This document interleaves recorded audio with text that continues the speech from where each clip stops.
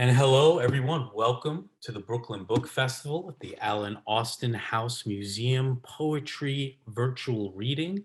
I am your host, Barbara Walters, and we have some amazing poets for you tonight. I'm going to read the little description I have to let you know about what this evening is about.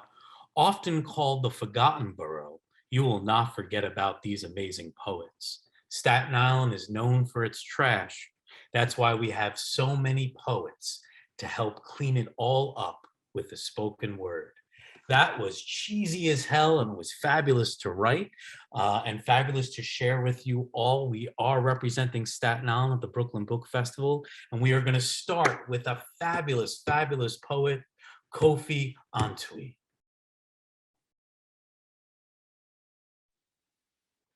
To hear all of the virtual claps and snaps right now. Hey everyone, I hope everyone is doing well. Like Thomas said, my name is Kofi Antwi. Hopefully everyone can hear me. Today I'm going to be reading from Tidal Wave. Tidal Wave is my first collection of poetry. Um, During this time when I was writing Tidal Wave, I had just graduated from my MFA program at St. Joseph College, and some time had shifted since then. And then I went home to Ghana, which is my parents' birth home or birthplace, I should say. And I felt like that was the time, once I returned back to the States, was the time to release Tidal Wave. And it was published by Cattywampus Press last year around July. So I'm going to start the reading today with one of my favorite poems about Staten Island. It's titled Sundays. The harbor is burdened land, tampered sea, a ripple in the current's halt, its viability. At bay, we mourn our past, balance tomorrow's deficiencies. Dashes of mint dove dissolve on brown skin. We peek past familiar banks, Bush Avenue, harbored roads, our terrace borders the island. A subtle smile raises your brows. We're confined to seats, a graceful dance between brisk breath dissipate. Observant of commuters, they, like us, stultify their journey. All right, so I'm gonna move on and read another poem that speaks to Staten Island, speaks to, I wanna say, not just one side of Staten Island, it hopefully speaks to the whole of Staten Island and just the humane or unhumane portions of Staten Island. All hail the city of doom. Downtown, we bypass ditches, potholes, engraved a slender terrace, clenched stenches of grinded coffee. White boys and girls squander forefathers' commandments. Construction workers squat aimlessly on dainty street curbs, laughing. Bay Street pimps hustle work, selling perpetual sins. We condemn and flood corners. We are all living in our last days. The unholy man rattles his cup, exposes hardships to privilege, drunk or not. North Shore. Police officers unlawfully stop and frisk, bash skulls, unruly clergymen push dope, strike their wives, lie, and cover it up. All hail the city of doom, an island constructed for not us, but chokeouts in the greater America that doesn't include us. So I'm moving backwards in Tidal Wave. And I remember when I read this poem, Discovery, and this is the beauty of poetry. I read this poem in Staten Island at an event, and Thomas was there. And my son wasn't born yet. And I remember Thomas, he left me with some words. And he told me, now you have a different perspective to write your poems and your work. And it didn't really wash over me at the time because I was going through so much, transitioning from being a student to an educator and also a dad. And that really stuck with me. And this poem, I revised and worked until I felt it. And once I felt that poem was ready, I was able to read it, and it was received well, which I'm happy about. So, I mean, this is too much description before you reading the poem. Let's go into it. Discovery. Mankind leaps past galaxies, an odyssey, distance, self, and our mind, yet again has found home, delivering, although absent, indifferent. Attest gravity's relations, matter and time. What is today's mathematics, physics, knowledge of self, bear one's burden, adherences. A drunken we grow to detest, judge, calculated space. It takes distance to apply data on Earth, yet one must cope with reality, board cosmic flights. Silence entraps syllables, release oxygen. There seems to be an everlasting tug of war between toxins and memory, both entering, never washing away one's pain. All right, so we're gonna keep it going. One of my poems that I love to read. And I'm trying to be brief, but I'm also, and maybe it's the educator in me that wants to put a little message into the poem.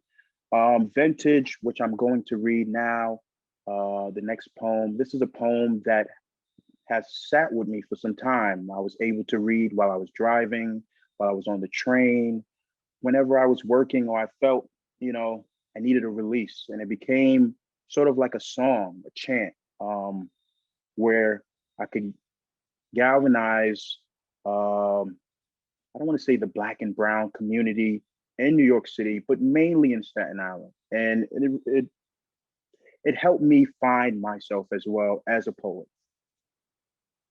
Vintage. Vintage. Orange can't fathom what Black is. I'm rooting for everyone Black to appraise their skin.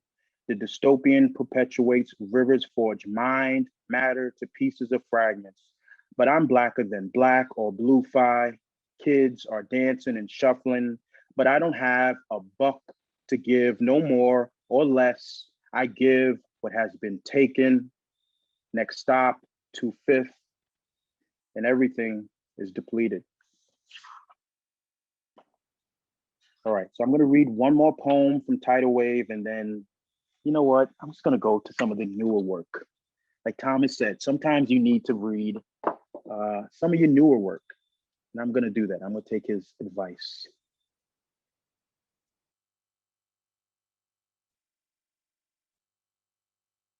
Okay. Deepen the ugly process of deprivation of waste. Martin had a dream with Allah as witness, we shall see it through. And Gina, not my mama's biscuits or stories of horticulture's perseverance. Bloom, by spring and summer, thorns, snakes reveal such colorful ways to describe death.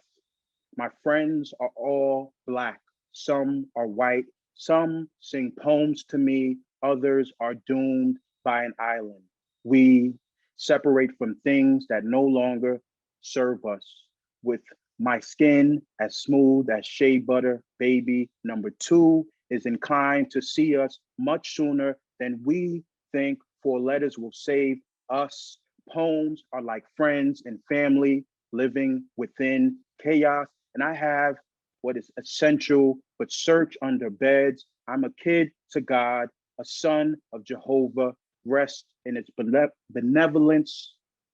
The evening sun kisses my skin. My mother calls out to me. My father says goodbye. That got me worked up, Thomas. All right, so let me read one more poem, and hopefully I'm not going over time. Thomas, how much time do I have? You got like 5 minutes. You're good. Okay, perfect. And I'm old school, guys, so I apologize for the wait. I have an old MacBook and I have a new laptop for my job, so I'm working on both of them at the same time. So bear with me, everyone. Okay, so I'm gonna jump in. Grandview. Most of my friends never met their fathers. I recall witnessing a man fly from the top of a housing building like doves perish in movies. When one is forgiven, a world remains solid. With choices b-ballers are earning before sundown, a parallel of obscene gestures, a facade romanticizing the narrative of a broken home. Streetlights become constructs, a shooting star plunge. Boys in the back are beating tambourines to smithereens. Hell has no fury on earth. Okay, so I have one more poem and then I will pass the mic to the next poet. I didn't know I was going to read this much, but it feels great. A prayer song. A shooting star plunges, boys in the back are beating tambourines to smithereens. Even the woo exited the chambers. There's no solace in the island. Killer bees ain't no different from killers, officers. The motto, protect and serve. We say no justice, no peace. One baby left for dead. The island speaks of death, dismay. Let us all not perish or take an oath. Hold the line because mama is on the phone begging for her child to come home. Two, America shit ain't peaceful here. We rather stay dangerous. Don't wait on said freedom comes in forms of liberation. There's no forgiveness for 400 years of tyranny. Brooklyn, why are you so gentrified? Hipsters, hedge fund babies, are activists. Are you shitting me? What about my smile? I don't have 1 second to give a reason why I'm unarmed. Three, if only Nipsey was witness, if only Nipsey would be able to witness the revolution. Politicians have the votes, but not our backs. Interest compounds, and if we speak of death, will the clock return back and sing Hail Mary, full of grace? Thank you, everyone, for listening. Whew, let's hear it for Kofi on tweet. Wow, that was amazing. I'm unmuting so I can snap. You can hear how hard I'm snapping for you. Awesome. That was fantastic. You even heard someone yelling during your poem. That's how good it was. It broke through the Zoom sound barrier, which was fantastic. And I loved hearing the stories behind the poem. So that was great. All right. Next up, we have Nadja, Abdul, Quay. Hello. And it's okay. My name is complicated. Just imagine a cow rolling down a hill saying we, going cow-we. That's how you pronounce the last part. So don't even stress about it. It's like 11 letters too long.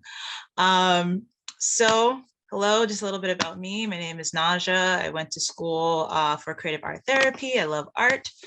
I love expressing myself through poetry. I have been doing it for quite some time, but a little bit more active in the community. And thank you again, Thomas, for having me here. And Kofi, we're gonna have to have some conversations because your poetry is really amazing, man. And now I've heard you, EDOTS, but I'm gonna hear some more, so I'm excited. So the first poem I have is called The Mind of Me. How can I clock out if I never clocked in? Because my body is wrapped in a blanket cocoon, headphones with depression on replay, finding reasons to unravel myself, this mental trap trapped in a labyrinth. Blockade, blockade, blockade, hammer to temples, brain damage. My synapses are just not snapping. My happy receptors are not being revitalized. Flicking of a rubber band on wrist. The sound of the rubber band slapping my skin gives me comfort. Depression still on replay. This time louder. Hammer approaching closer to my temples. The pull of the rubber band even harder, still trying to get out of this entanglement. I don't have the answers. I am stuck. 2 hours have passed and the sound of depression is blasting. By the way, I'm still in my bed and have 15 minutes to get to work. That's the first one. Thank you. You can really hear the snaps through the Zoom screen. Like I can hear the snapping. So that's the first one. This one I actually wrote after having experience with someone saying like, oh, how can you be a therapist if XYZ? So I wrote this as a kind of like a response piece to them. I'm bad at titling, so I just named it therapist. So it goes, do you know what it takes to be a therapist? To listen to someone's needs, their sorrow, their trauma, and not unravel my own? To not be triggered by someone else's trauma, to assist someone else with navigating their life and the disturbing occurrences in them, the sadness in them, the stress in them, to evaluate the untangled ball of yarn, which is someone's mind, and try my best not to get lost while following the string, to not get trapped in their delusions and fantasies, to help them find hope in their wool labyrinth, to understand a person's mental health is no easy feat when your mind is managed by a Mad Hatter and a cup of tea. So that's the second one. Thank you. The next one is called TBD because I didn't have a title. So I actually wrote this in a poetry therapy class that I took for undergrad. I forgot what the theme was, but I actually really like how it came out. I walk in slow-mo, drowning in toxic sludge while others see me down a cobblestone road at high speed. I am on a path where I drive a laughter-happy car, fueled by anger and sadness. No one sees the engine, how hard it works to keep things going as it sighs and screams of its pistons and bands going into overdrive. They go unheard. Am I Wonder Woman in her invisible plane? Am I supposed to save the day? Who is my Flash? Take me back in time when I am Wile E. Coyote chasing the Roadrunner, when I am Roadrunner chasing Wile E. Coyote. No amount of shift changes how others see my path, despite the removal of rose-colored glasses. That's the third one. Thank you. Next one is called Pray More. And if you can't tell, I'm a religious person. So I do a lot of praying. However, I'm also a firm believer that like prayer plus is what I call it. So this is kind of like a response to that. Why do we act like depression is just sadness being sensitive?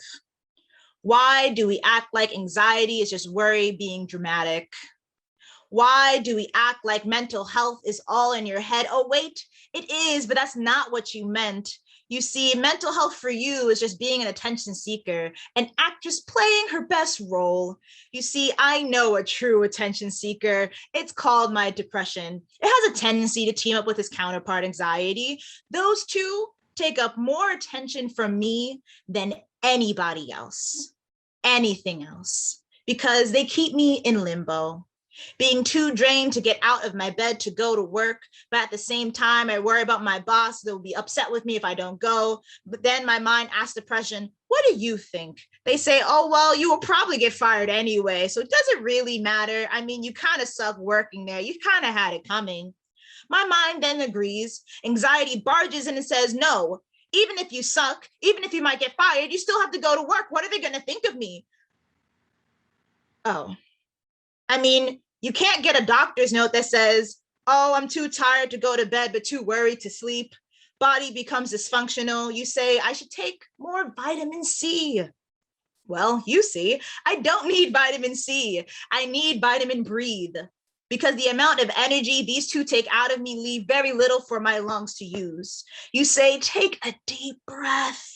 But how can I when I'm hyperventilating? My asthma pump is my saving tool because I would have been dead a long time ago without it. You say, I need to pray more. I say, I can't pray this way. I mean, what happened to tying your camel, right? My therapist is the rope and my mind is the camel. Don't get me wrong. I know prayer works because I've seen it many times. However, when I am waiting for my number to be called on an infinite line, the time it takes for my mind to say hello to its friends of depression and anxiety is just a very long time. So that's one. I got hand claps and snaps. Wow, I'm doing a good job. Thank you. Okay. This one I actually wrote last year during everything that was happening with George Floyd.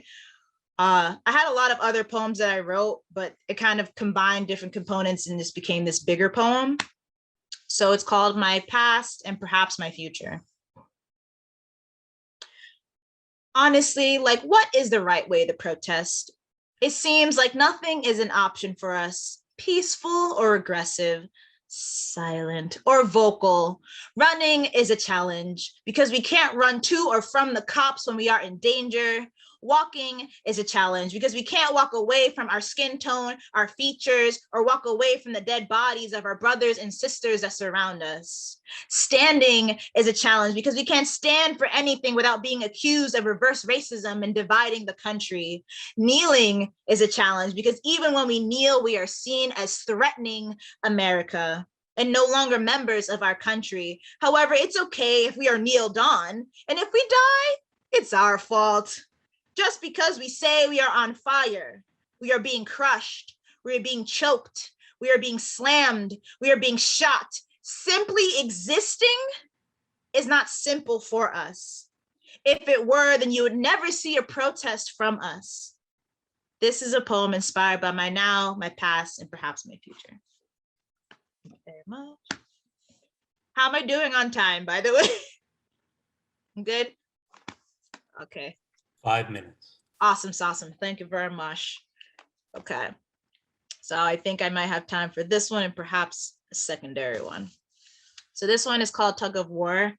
It was actually inspired by my mom. She's originally from Jamaica and she came here when she was 12.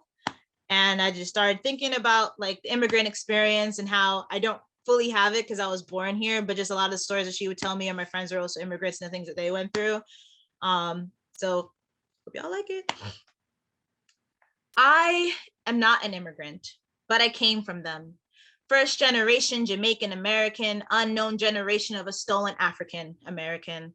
I am not an immigrant, but I see the tug of war of those who are and those who were between keeping the roots of their ethnic heritage and ripping them out of their bodies at the same time, just to assimilate, to achieve the American dream. They are fueled by the ideals of this dream. This dream makes people work so hard that their fingers are begging to bleed, tears shed as they live paycheck to paycheck, barely. They think this will make them more American, less of an immigrant, that leaving their children hundreds and thousands of miles away and missing out on moments and birthdays and fighting against the odds and the hate, that their dream will be realized. But after all that, once they get there, they realize that their tug of war between a citizen and an immigrant isn't over. It almost didn't matter. Because when they look at the oh so beautiful American dream, they realize it's a mess, a test, an agonizing game that doesn't let them collect 200 when they pass go. Instead, they are stopped by the system that says they want them to become citizens, and they degrade their culture, their language, their food, and especially their people's character. And they question them. And they question them, and they question them about why aren't you acting American? You see, that's why we shouldn't let them in. That's why we should ban their countries. They're not even contributing to this country. Speak American. This shows that the American dream is only seen through rose-colored glasses and felt with numb nerves and a strong heart, because only the immigrants that I know, that you know, could bear to deal with these things, to deal with their American dreams being shattered in their hands, resulting in cuts and infections, ruining their minds and their bodies, while still trying to make a wonderful lifestyle, a living for people like me, a first generation Jamaican American, an unknown generation of a stolen African American. The immigrants that I know, that you know, are all amazing, beautiful, honored by us, but ignored by the American dream that they strive for. and all of their life-changing contributions made for this country, made on their backs for this country, are forgotten.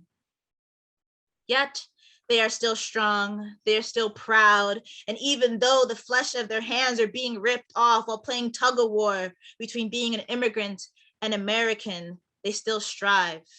And they one day will use that rope to make a beautiful bow and show them that you don't have to remove your culture to be part of this country. There we go. Almost lost it.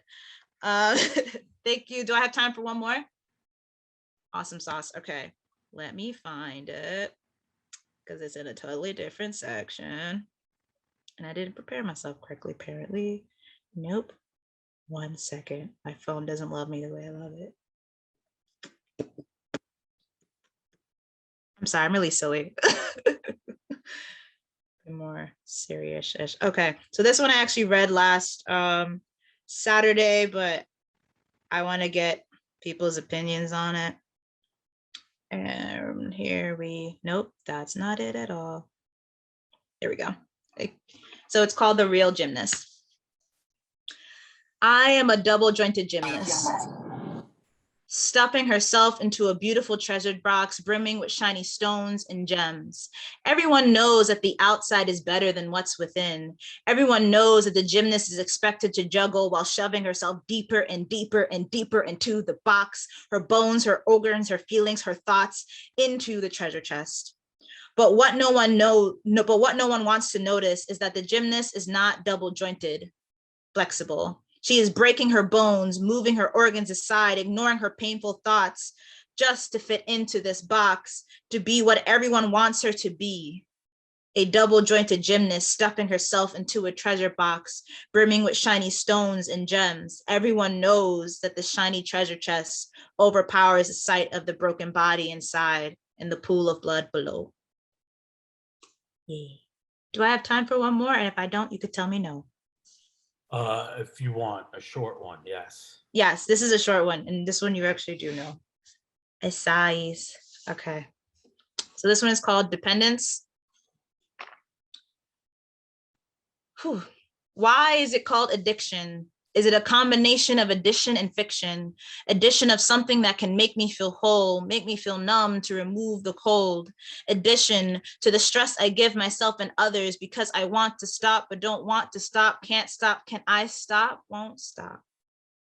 Fiction because of the illusion that it makes me function better, that this will give me back the happiness that I lost. Fiction that I don't need this addiction to imaginary abusive partner called my mind that only seems calm when I take in a substance that gives me substance in my life because I feel hopeless. Because to me, addiction is like addition and fiction combined, fooling me and others many times. There we go. Thank you. Let's hear it for Nadja Abdul Quay. Fantastic. Thank you so much. We have 2 more poets for you all. Next is Ellen T. Dots. Hey, wonderful people. Hi, guys. My voice is kind of going in and out. I shouldn't make it. I have a cup of tea here. So like Tom said earlier, I'm going to be drinking tea and dishing tea.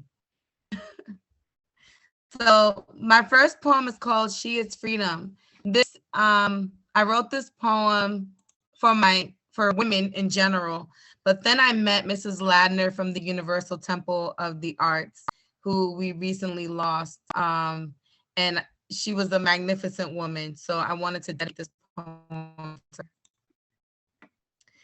Clap, clap, clap. She can wear them shoes like drop, drop. Stars explode as she cascades across the galaxies, hopping on stars like hopscotch. She remembers the girl inside of her. Skies explode like fireworks. Pop, pop, 4th of July, 4th of July, nothing across the sky. Pop, pop, Juneteenth, Juneteenth. Here, this is where we're all free. Baby girl has cosmic steps. Remember the time she stepped into the wormhole, transporting and transporting. She has universes to discover. I felt the sky shake and my tummy roll. My equilibrium shifted because her brilliant lights took up the sky like the aurora borealis, but better. Her magnetic pull is a place I want to be. Can I come with you? Bam, bam, lit, lit, lit like Juneteenth. Her steps are steps that are free, guided by the divine, guided by the cosmic skies. Voila, voila, baby girl leaves contrails. Glass ceilings only exist in the Louvre. She herself is a work of art. The Venus de Milo grew arms just to touch her. She's fabulous. She herself is a masterpiece, a song, a dance, a rhythm, a chant. Her freedom makes me free. Can you place your crown on me? That's the first one. So I want to talk about Park Hill. That is the place that I grew up. I am originally from Liberia. I came here when I was 2, so that is the place that raised me. So this poem is dedicated to the old home. Let me make sure. You can find me in the confines of Staten Island. That's where I'm from, you see. Well, born in Liberia, but I've been here since 2, so this is the place that raised me. It's that place where we learned to ride bikes and dodge bullets, played basketball and avoided the awkward advances of men, where the ice cream truck was our summer anthem, where mommy threw mangoes down from the 3rd floor. We roasted meat and downed cold beer in the name of community, where we huddled by TVs in dim-lit apartments to hear updates about the war back home, where we watched football matches on the field of PS 57, where the mothers of the hill stopped me if I was doing something wrong, where the drug dealers gave me money to stay out of trouble, where we fought each other but wouldn't let no one fight us, where the Africans sold dry fish and pepper sauce right out the freezer at 55 Bowen. Park Hill, where you could buy 25-cent ices from Mr. Gabriel's window, where Mr. Tony at the plaza knew us by name and gave us free candy after school, where the fish market smelled so bad but had the best fried fish and shrimp, where you could visit family one over, where we didn't plan to meet but we always met, where the colors of our fond peacock made rainbows on the sidewalk, streams of red, the blues and greens, orange and yellows. Like goddesses, the women stood awaiting clouds to descend to provide rides and ascension. We were shown we were queens.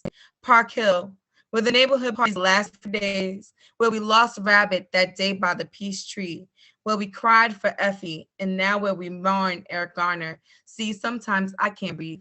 Where at times we went to more memorials and weddings, where we found a strange balance between Africans and African Americans, where our cultures collided, broke down, and came back together, where Park Hill Day became Wu-Tang Day, and now the block is named for them, where we watched the mass exodus from Maryland to Minnesota and Rhode Island, where GB, my cousin, he taped everything, and nothing's lost. Memory archived. I remember Park Hill.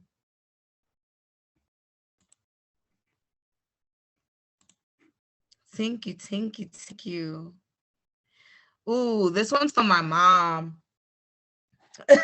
It's being recorded, so. All right, I believe that mothers and daughters always have a complicated relationship. Let me not say always, but there are times when there are. And it has taken me 40 years to realize that while I was growing up, she was growing up with me. So this is for my mom. It's called Shortbread. Hey, Mom, I bought you flowers and chocolate too. You deserve all the flowers and the chocolate from me. I made you shed tears. Some of those waters were shed out of pure fear. What has L&T gotten into now? Hey, Mom, I bought you flowers and chocolate too. You deserve all the bonbons in the supermarket. I promise you, I just want to make you proud of me. I just want to be half of. Hey, Mom, I bought all the ingredients for you to bake me a cake.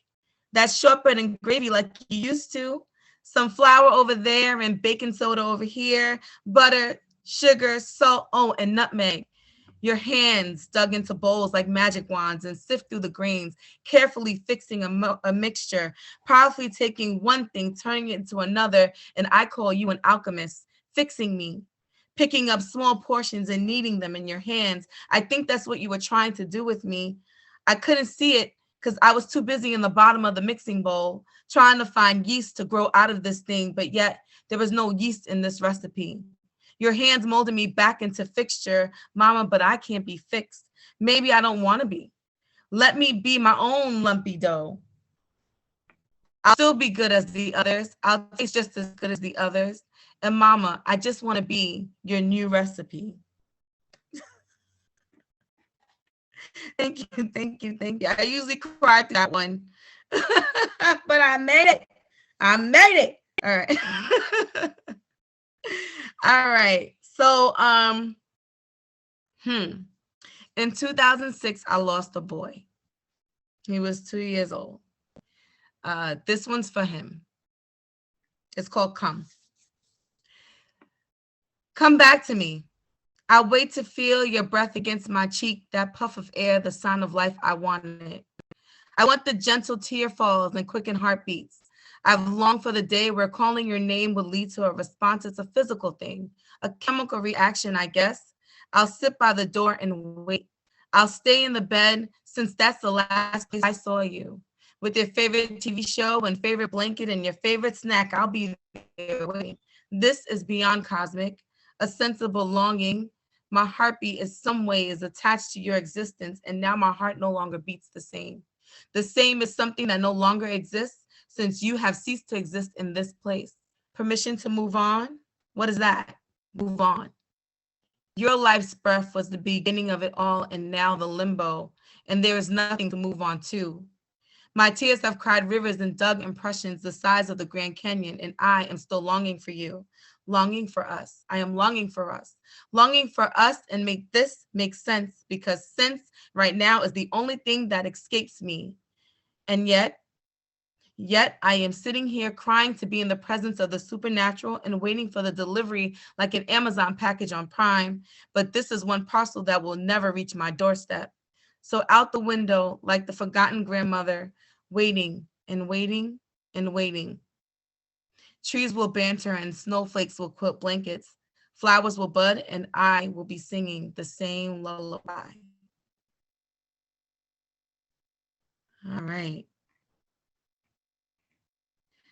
I have one more. Nadja, I'm like you. I'm no good with titles.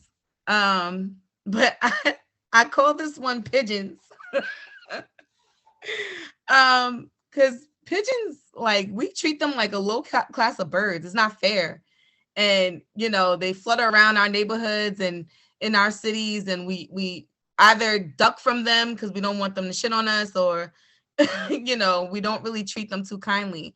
But I believe pigeons can fly and they have dreams too. So, you know, this is for the pigeons. Because even in the hood, you can hear the birds chirping. Barred windows don't exempt us from dreaming about what's beyond the bars. Hood kids have dreams too. Our dreams have permission to grow like that seed caught in the middle of the concrete by the crack that nearly broke my mother's back. Hopscotching to the booming bass of the man who dealt the drugs and bought the ice cream. Us hood kids knew there was more than the hood. Not only did we see it on TV, but on the faces of the ones who made it back to tell us the stories. So we know how to dream. We know there were stars above our head. Even in fear of reaching up to grab it, we knew they were there. We knew past the sounds of the bullets in our 3-block radius that there was a place we could aspire to. And whether we reached it or not, our dream said we could. And no one sees the hood kid dreaming or the stars in their eyes, only the sadness, only the circumstances. But circumstances have a way of watering dreams. Thank you, everyone. Let's hear it for Ellen T. Dots. Yes, let me be my own lumpy dough is just a fantastic line. Like, yes. All right, so we have one more poet. It is me. So I'm just going to read some poems, and then we're going to call it a day. Yeah, so I don't know. Has anybody watched The View? I don't know if you do. I watch The View a lot, all the time. I don't know what it is. I watch it all the time. This poem is called Intimacy. It's 4 a.m. and I'm watching Meghan McCain's worst moments on YouTube, not next to you, not next to looking for or holding through. just escaping into trying on skins of other people's failures to see how they write, always silking, always sulking. How can I give you more when there's this icebox humming in my stare? How can I get from there to here, always there? Always where you don't need me to be. It's easy to laugh at other people's flaws instead of facing my own. Always YouTube, always trash. Smoking weed will help you run faster from your own problems and more into the icebox. It's 4 a.m. and I am not running away from my problems. I am creating new ones for you to run away to. Or in the I'll do private. one more. There we go. Thank you. All right. All right. Nowhere or now here. I can share my poetry with everyone except for my parents. I think they will break, or how they think I am broken, or how they think I have broken. I don't know the how. I know the who and the how that cuts the hurt into what and when doesn't matter according to my therapist, because the why is now here. They are not. When they are gone, will I feel more comfortable sharing with them what is always me? Or when I am gone, will what is always me be comfortable sharing my poetry with what had rooted me? I hope my ghost arrives before my parents does. All right. Thank you all for listening to these Staten Island poets. Thank you, Alice Austen House. Thank you, Brooklyn Poetry Festival. Thank you, Ellen, Nadja, and Kofi. Everyone have a great, safe, and healthy, it's Wednesday, right? Wednesday, yes. Have a great Thank night. you, Tom. Thank you. Thank you. And thank Thank you, you, everybody. Thomas. Bye. Thank you, everyone. Take care. Good night, all. Good night.